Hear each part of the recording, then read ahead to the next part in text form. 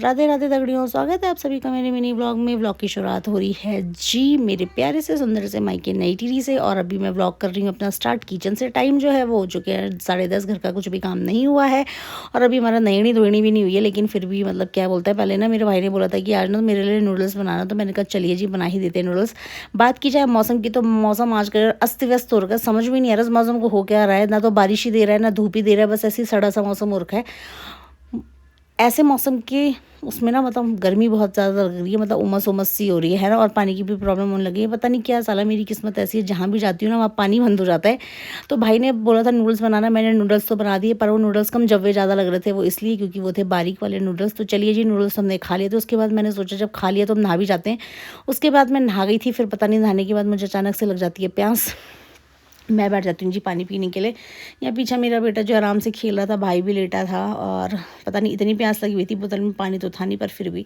उसके बाद आज था जी पोलियो डे। तो मेरे मम्मी जो है मेरी बेटी को और बेटे को ले गई थी पोलियो पिलाने के लिए, क्योंकि ये ज़रूरी है। और मेरी बेटी ने भी पोलियो पी लिया है, मेरे बेटे ने भी पी लिया। अगर जिसने अपने बच्चों को नहीं पिलाया प्लीज़ वो पिला ले, क्योंकि 2 बूंद ये ज़िंदगी की है और ये पिलाना बहुत ज़रूरी है ना।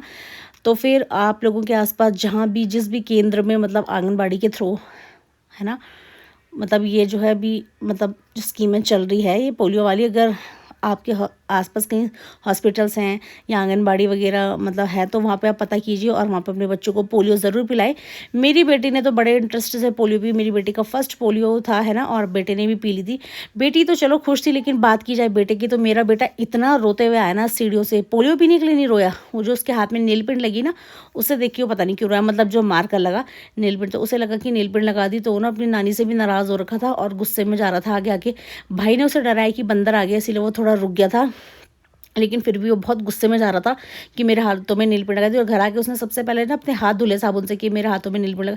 पीछे से देखिए नमश्वी और मम्मी भी आ रहे थे सीढ़ियों से। मैं तो गई नहीं थी क्योंकि यार मेरा मन बिल्कुल नहीं था, तो भाई और मम्मी ही चले गए थे है ना। दक्षित का तो बस यही था कि आज हाथों में ये सड़ी सी नील पेंट लगा दी तो पहले से मिटाना है, तो इसीलिए वो फटाफट जो है आगे भाग रहा था। और उसके बाद वो सीढ़ियों से रोते रोते आ रहा था।